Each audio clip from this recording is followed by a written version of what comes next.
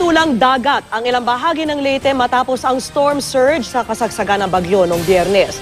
Nakapanlulumo po ang pinsalang iniwan ng bagyo. Ang mga residente hindi malaman kung paano magsisimula muli. Nakatutok si Jessica Soho. Ano-anong bayan po tsaka cities yung dadaanan natin? We go to Ormoc, Albuera.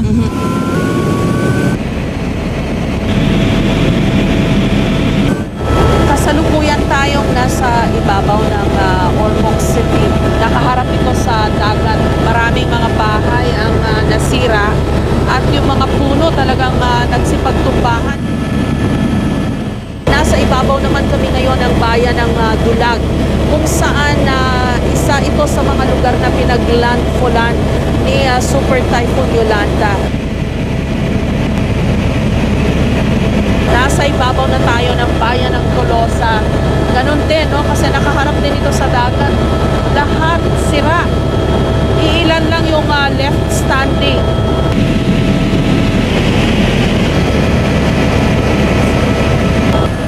Ito na yung bayan ng Palo. Malapit na tayo sa Tacloban. Kitang-kita ng sama ng tama ng bagyo dito. Nasa ibabaw na po tayo ng Tacloban City at nakakaiyak yung mga makikita mo sa baba habang sinasagawa namin itong aerial inspection. Hindi may paliwanag itong devastation na tinamo ng syudad na ito. Grabe, yung tubig dagat makikita mo pa rin sa mga komunidad, sa loob mismo ng syudad. Ang dami-daming mga sirang bahay. Hindi mo masabi paano pa kaya mabubuo muli itong syudad na to.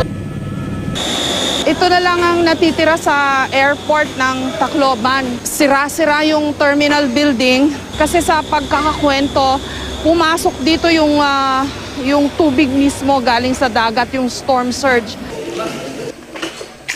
Ano nangyari sa paa niyo? Hindi po ba ako manawagan? Sige ho.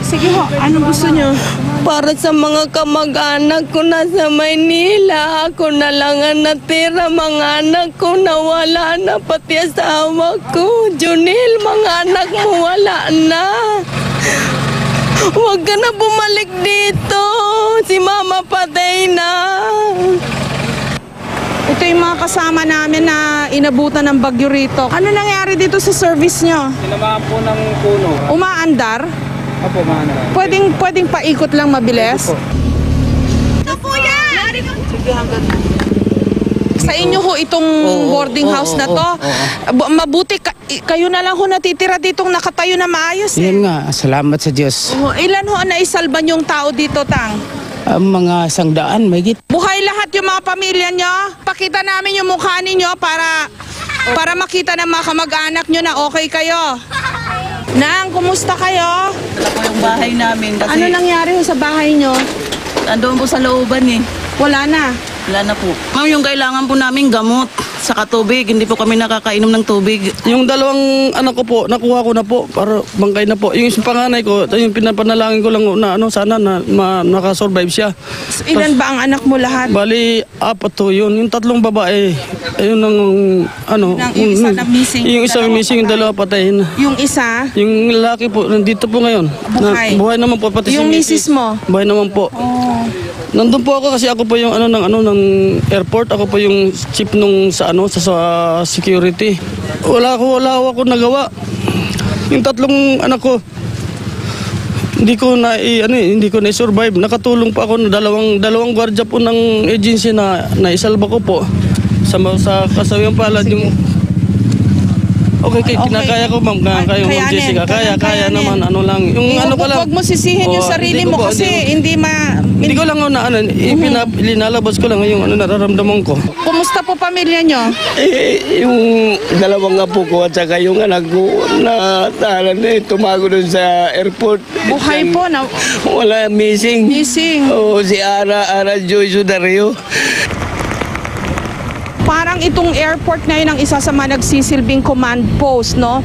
Yung mga taong wala nang malapitan para mahinga ng tulong, wala ho silang nakikitang immediate relief dito sa kalagayan po nila ngayon.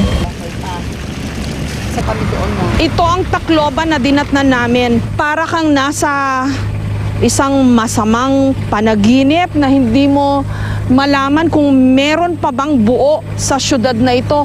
Lahat warak. Yung mga tao kahit saan ka pumunta, iisa lang ang hinihiling, tulong.